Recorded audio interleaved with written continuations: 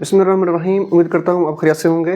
जैसा कि आपको पता है कि 9th क्लास की फिर से एक बुक हमारी चेंज हो चुकी है कंप्यूटर साइंस की, जिसमें 9 चैप्टर हैं हमारे। तो आज हम जो डिस्कस करेंगे वो चैप्टर नंबर 1, उसका पहला टॉपिक है। तो स्टार्ट करते हैं। स्टार्ट करने में सबसे पहले हमारे पास जो चैप्टर 1 के अंदर इसमें जो डेफिनेशन आ रही है वो है सिस्टम की। तो सबसे पहले हम देखते हैं कि हमारे पास सिस्टम क्या होता है, उसके बाद इसके मल्टीपल कुछ करेक्टरिस्टिक्स हैं कि उनको हम देखेंगे बारी बारी। तो चैप्टर 1 के अंदर सबसे पहले सिस्टम, हर बुक के अंदर यानी कि उसकी जो की बुक्स बनी हुई है, हर बुक के अंदर इनकी जो डेफिनेशन है वो डिफरेंट टाइप की है। तो सिर्फ कंसेप्ट समझिएगा। वो कहते हैं सिस्टम के अंदर बहुत सारे कंपोनेंट्स होते हैं, यानी कि अगर हम बहुत सारे कंपोनेंट्स को मिलाएं तो एक सेट बनता है। सेट ऑफ कंपोनेंट्स, इनके सिस्टम में मल्टीपल कंपोनेंट्स होंगे, उनका एक सेट बनेगा जो आपस में मिलकर काम करते हैं। फिर जब मिलके काम करते हैं तो एक टास्क को मुकम्मल करते हैं, यानी कि कोई ऐसा सिस्टम जिसके अंदर बहुत सारे कंपोनेंट्स को हम मिले हैं तो एक सेट बनेगा। फिर वो आपस में काम करेंगे, काम करने के बाद किसी काम को परफॉर्म करेंगे। इसकी एग्जांपल मैं देता हूँ आपको अभी। अचीव गोल। अच्छा, कंपोनेंट्स जो होते हैं इसके अंदर, सिस्टम के अंदर कंपोनेंट्स होते हैं, उनको ऑर्गेनाइज किया जाता है, मतलब वो तरतीब में उनको ऐड किया जाता है, तरतीब में उनको इस्तेमाल किया जाता है, या उन्हीं कंपोनेंट्स को आपस में इंटरकनेक्ट किया जाता है। अब एक सिंपल सी एग्जांपल मैं बताऊं कि एक कार है, ठीक है। देखिए एग्जांपल में मैंने लिखा हुआ है ह्यूमन बॉडी या थर्मोस्टेट, एग्जांपल आपकी बुक में दी हुई है। या एक एग्जांपल है कार के सिंपल। अब कार को अगर देखें तो कार के अंदर क्या होता है, कार के अंदर मल्टीपल कंपोनेंट्स हैं। कौन कौन से? उसकी ब्रेक्स, उसका इंजन, ठीक है, उसके जो हैंडल हो गया, उसके जो मल्टीपल पार्ट्स उसके हैं, उन तमाम पार्ट्स को अगर हम मिलाएंगे, उन तमाम पार्ट्स से हम अगर काम लेंगे तो एक काम जो कार है वो क्या करेगी, वर्क करेगी, ठीक है। या उसकी ह्यूमन बॉडी देखें, ह्यूमन बॉडी इंसान की बॉडी है। इंसान की बॉडी के तमाम पार्ट्स अगर सही होंगे, वो सही तरह से काम करेंगे तो इंसान की बॉडी एक मुकम्मल काम कर सकेगी। तो इस तरह से हमारा सिस्टम क्या होता है, मुकम्मल होता है। ठीक हो गया। देखिए सिंपल जो सिस्टम है वो दो तरह के होते हैं, सिंपल भी होते हैं और कम्प्लेक्स भी होते हैं, ठीक है। और जो ह्यूमन बॉडी है बहुत कम्प्लेक्स सिस्टम है, और जो थर्मोस्टेट है ये बहुत सिंपल सिस्टम है। तो आप देख लें आपके इर्द गिर्द बहुत सारी ऐसी चीज़ें हैं, जैसे एक फ़ैन हो गया, फ़ैन का एक सिस्टम है। आपके पास कंप्यूटर होगा, कंप्यूटर का एक सिस्टम है। आपके पास एक मोबाइल फ़ोन होगा, मोबाइल फ़ोन का एक सिस्टम है। उसके अंदर बहुत सारे कंपोनेंट्स होंगे जो आपस में मिलकर काम करेंगे कोई ना कोई, ठीक है। इस पूरे कंसेप्ट को हम क्या बोलते हैं, सिस्टम बोलते हैं। तो इसके जो करेक्टरिस्टिक्स में पहला है ऑब्जेक्टिव। देखें, अब वो कहते हैं कि सिस्टम के अंदर जो पहला काम क्या होगा, पहला काम ये है कि उसका ऑब्जेक्टिव क्या होगा। हम सिस्टम को बनाते क्यों हैं, हम सिस्टम को तैयार किस तरह करते हैं, क्यों तैयार करते हैं, उसका पर्पज़ क्या है सिस्टम को तैयार करने का। तो सिस्टम को तैयार करने का पहला जिसका जो ऑब्जेक्टिव है वो क्या है, वो कहता है जो हमारे पास सिस्टम होता है उसको हम इसलिए तैयार करते हैं, इसलिए डिज़ाइन करते हैं ताकि वो कोई एक अचीव को स्पेसिफिक गोल को अचीव कर सके। यानी कि सिस्टम जो हमारे पास जो भी होगा ना, उन सिस्टम को हम इसलिए बनाते हैं ताकि हम कोई ना कोई उससे काम करवा सकें। अब देखिए कार का काम क्या है, कार का काम ये है कि ट्रांसपोर्ट। कार का काम ये है कि हमने उसको इस्तेमाल इसलिए करना है कि हमने एक जगह से किसी और जगह जाना है। मोबाइल फ़ोन एक सिस्टम है, मोबाइल फ़ोन का काम क्या है, अलग काम है। फ़ैन एक सिस्टम है, फ़ैन का एक काम क्या है, उसका हवा देना, ठीक है। अगर कंप्यूटर सिस्टम है, कंप्यूटर सिस्टम से जो हम काम लेते हैं पता है आपको, वो एक सिस्टम अलग है। तो हम हर सिस्टम को इसलिए डिज़ाइन करते हैं ताकि उससे हम एक सिस्टम को उससे हम एक काम को अचीव कर सकें। उसकी सिंपल एग्जांपल उसने बुक में दी हुई है, ट्रांसपोर्ट सिस्टम। ट्रांसपोर्ट सिस्टम क्या करता है, ट्रांसपोर्ट सिस्टम आपको पता है कि आपको एक जगह से किसी और जगह की तरफ सेफली पहुंचाता है, ठीक है। ये उस सिस्टम का पर्पज़ है, उस सिस्टम का मकसद है।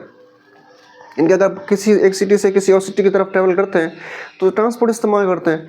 तो उस ट्रांसपोर्ट का ऑब्जेक्टिव यही है कि उसने आपको सेफली लेके जाना है। तो ये इसका सिस्टम का जो ऑब्जेक्टिव होगा वो क्या होगा, ये होगा कि हमने उसको इस्तेमाल करना है। अच्छा, फिर उस सिस्टम के अंदर जो कंपोनेंट्स होंगे उसके बारे में बता रहा है कि सिस्टम के अंदर जो कंपोनेंट्स होंगे उनमें हम क्या कर देते हैं। वो कहते हैं कि building blocks of any system, यानी कि किसी भी सिस्टम को बनाने के लिए उसकी ये बिल्डिंग ब्लॉक्स है, ठीक है। ये सिस्टम मिलते हैं तो एक सिस्टम मुकम्मल होता है, यानी कि ये कंपोनेंट्स उस सिस्टम के मिलेंगे तो एक सिस्टम मुकम्मल होगा। फिर वो कहता है हर कंपोनेंट प्ले करता है एक स्पेसिफिक रोल को, यानी कि अगर एक सिस्टम है, सिस्टम के अंदर एक मल्टीपल कंपोनेंट्स है। अब देखें ना, मैं ह्यूमन बॉडी हूँ तो मेरे मल्टीपल कंपोनेंट्स हैं, लाइक मेरे हाथ हो गए, ठीक है, मेरा आँखें, अच्छा मेरा फेस, मेरी लेग्स, मेरी बॉडी के मल्टीपल पार्ट्स और मेरे इंटरनल एक्सटर्नल पार्ट्स, ये हर पार्ट्स को हमने लिंक किया हुआ है। मतलब अल्लाह पाक ने इस तरह से बॉडी बनाई हुई है कि उसमें लिंक है सारे पार्ट्स, वो सारे पार्ट्स मिलके काम कर रहे हैं तो मेरा एक सिस्टम बॉडी क्या कर रहा है, वर्क कर रहे हैं, ठीक है। तो यही बात यहाँ पे उसने लिखी हुई है कि कंपोनेंट्स में, उन कंपोनेंट्स को हमने क्या किया हुआ है, आपस में इस तरह कनेक्ट किया हुआ है, लिंक किया हुआ है कि वो एक स्पेसिफिक रोल को प्ले करते हैं, फिर ओवरऑल फंक्शनैलिटी ऑफ सिस्टम, यानी कि फिर उसके बाद आपस ओवरऑल सिस्टम की फंक्शनैलिटी मुकम्मल होती है। ठीक है, सिंपल मिसाल देख लें आप, अगर कंप्यूटर ह्यूमन बॉडी के अगर एक पार्ट काम ना करे, अब एक लेग काम ना करे, तो क्या वो कोई काम कर सकेगी? नहीं। अगर कार की एग्जांपल, कार एक सिस्टम है, तो कार की अगर एग्जांपल ब्रेक ना हो, ठीक है, या उसका इंजन काम रन ना कर रहा हो, तो अगर मतलब उसका एक पार्ट काम नहीं कर रहा, तो क्या वो काम करेगी? नहीं करेगी वो काम। ठीक है, तो इसलिए यहाँ पे कहता है कि हर सिस्टम का एक कंपोनेंट अपना अपना काम करेगा, उसके बाद फिर वो ओवरऑल सिस्टम क्या करेगा? मुकम्मल काम होगा। अच्छा, अगर लास्ट में कहते हैं कि अगर एक सिस्टम, आपका पूरा सिस्टम, एक कंपोनेंट आपका पूरा सिस्टम में अगर फेल होता है, मतलब अगर पूरा सिस्टम है आपका, उस सिस्टम के अंदर एक कंपोनेंट फेल होगा, तो आपके पूरे सिस्टम की वर्किंग पे क्या होगा? असर पड़ेगा, वो काम होगा ही नहीं। खुद देख लें आप, अगर आपके हाथों में कोई मसला होता है, तो आपका पूरा जो बॉडी है काम करने के काबिल नहीं रहेगा। ठीक है, अगर कार की ब्रेक ख़राब हो जाए, तो कार की ब्रेक ख़राब होने पे आपका पूरी कार काम नहीं करेगी, उसका इफेक्ट पड़ेगा उसके ऊपर। फिर हम आते हैं नंबर 3 के ऊपर। नंबर 3 में उसमें लिखा हुआ है कि इसका इन्वायरमेंट, यानी कि सिस्टम के अंदर इन्वायरमेंट का क्या ऐसा रोल है जो सिस्टम पे क्या उसका इफेक्ट पड़ेगा, नहीं पड़ेगा। देखिए, अच्छा, एक्सटर्नल कंडीशन या सराउंडिंग एरिया जिसमें सिस्टम काम करता है, समझ आ रही है आपको? यानी कि आपका एक सिस्टम है, हम देखें ना, हम जहाँ पे रहते हैं, हम जिस जगह रहते हैं, हमारे इस रहने के ऊपर ना, हमारे इस सिस्टम है ना, हम सिस्टम के इर्द गिर्द का माहौल हम पे असर करता है। मतलब एक सिस्टम जो काम कर रहा होगा ना, उसके जो एक्सटर्नल और उसके सराउंडिंग एरिया में जो बाकी चीज़ें होंगी, वो सिस्टम पे इफेक्ट करती हैं, लाजमी करती हैं। वही हम इस पर पढ़ेंगे कि सिस्टम के अंदर इन्वायरमेंट का क्या रोल है।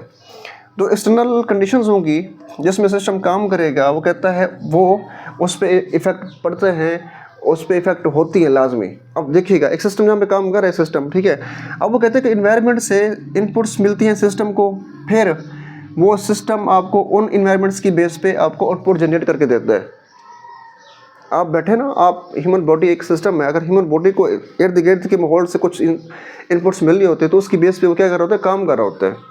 ठीक है, अगर आपके पास सिस्टम सामने आपके पास कंप्यूटर है, कंप्यूटर इस्तेमाल कर रहे हैं, तो मतलब आप इनपुट्स दे रहे हैं, इनपुट के बेस पे आपका कंप्यूटर क्या करेगा? आपको काम करके देगा। मतलब क्या हुआ? इन्वायरमेंट से उसको इनपुट्स मिल रही होती हैं, फिर उन इनपुट्स के ऊपर वो सिस्टम काम करता है, फिर जाके आपको वहाँ से आउटपुट्स मिल रही होती हैं। ठीक है, एक एग्जांपल, 2 एग्जांपल है, देखें, वेदर फोरकास्ट सिस्टम या सेल्फ ड्राइविंग कार।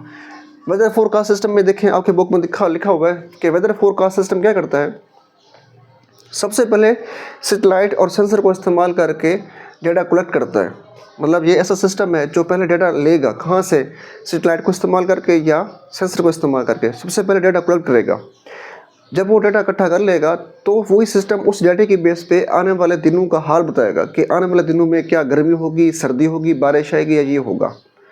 ये बल्कि वेदर फोरकास्ट सिस्टम ये काम करता है। मतलब क्या हुआ? वो इर्द गिर्द उसके एक्सटर्नल कंडीशन जो आ रही है उसके पास, उसमें जो डेटा ले रहे हैं, उसकी बेस पे वो आपको बता रहा है।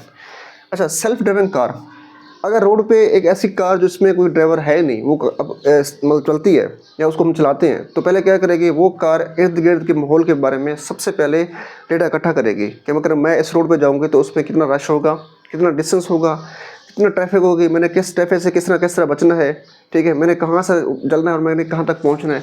ये सारा काम पहले वो डेटा कलेक्ट करेगी। उस कलेक्शन की बेस पे फिर वो अपने स्टार्टिंग से लेके डेस्टिनेशन पॉइंट तक पहुँचेगी। ठीक हो गया? अच्छा, अब लास्ट में आता है कि कम्युनिकेशन क्या होगा, यानी कि सिस्टम के अंदर कम्युनिकेशन क्या होती है। एक सिस्टम है, सिस्टम में कम्युनिकेशन का मतलब क्या होता है? कम्युनिकेशन का मतलब ये होता है कि exchange information between different components. अब सुनिएगा पहले, कम्युनिकेशन बेसिकली इसको हम बोलते हैं कि अगर हमारा एक सिस्टम है, तो सिस्टम के दरमियान जो कंपोनेंट्स होंगे वो किस तरह से आपस में इंफॉर्मेशन चेंज करेंगे। अब देखो ना, ह्यूमन बॉडी है, ह्यूमन बॉडी मैंने यहाँ पे एग्जांपल दी हुई है, CPU इन कंप्यूटर सिस्टम और brain in human body. Simple सुनिएगा इसको आप। CPU कंप्यूटिंग सिस्टम के अंदर इस्तेमाल होता है ताकि वह मेमोरी से डेटा ले सके और मेमोरी को डेटा दे सके, वहाँ पे सेव करवा सके। CPU कंप्यूटिंग सिस्टम के अंदर, ठीक है। जो ब्रेन है, ब्रेन इंसान का दिमाग है, वो इंसान की बॉडी में क्या करता है? वो तमाम पार्ट्स को सिग्नल्स देता है और उस सिग्नल्स की बेस पे इंसान के तमाम पार्ट्स काम कर रहे होते हैं, यानी कि मूवमेंट करना, उठना, बैठना, चलना फिरना, खाना पीना, सब कुछ इंसान ब्रेन के सिग्नल्स की बेस पे काम कर रहा होता है। इसका मतलब क्या हुआ? इसका मतलब ये हुआ कि इंसान की बॉडी के अंदर वो तमाम पार्ट्स आपस में इंफॉर्मेशन को चेंज कर रहे हैं, तब्दील कर रहे हैं, एक्सचेंज कर रहे हैं। उसकी बेस पे आपका ह्यूमन बॉडी क्या कर रहा है, पूरा सिस्टम काम कर रहा है। सिंपल यहाँ पे सीपीयू क्या करता है, मेमोरी से डाटा लेता है, फैच करता है, फिर उस पर काम करके उस मेमोरी को दोबारा से डाटा देता है ताकि वो मेमोरी उसके अपने पास स्टोर कर सके। तो ये आज का हमारा टॉपिक था, जिस पे हमने ये देखा कि हमारे पास सिस्टम क्या है, उसके ऑब्जेक्टिव्स क्या हैं, उस पर इन्वायरमेंट्स क्या इफेक्ट करती हैं, ठीक है, उस पर हम कम्युनिकेशन कैसे कर सकते हैं, और उसके बाद उसके कंपोनेंट्स कौन कौन से हैं, ठीक है। तो इंशाल्लाह जो अगला टॉपिक हमारा होगा वो होगा सॉफ्टवेयर्स की टाइप्स। फिर उसके बाद थर्ड हमारा जो टॉपिक होगा वो होगा वो न्यूमन आर्किटेक्चर, जो लॉन्ग क्वेश्चन है आपका, ठीक है। इनको आप एज ए शॉर्ट क्वेश्चन भी कंसिडर कर सकते हैं, एज ए लॉन्ग भी किसी हद तक इसको कंसिडर कर सकते हैं। तो लास्ट में ये कि आपने मेरे चैनल को लाजमी सब्सक्राइब करना है आपने, अगर आपको वीडियो अच्छे लगे तो उसको लाइक भी लाजमी करना है आपने। आज के लिए अल्लाह हाफिज़।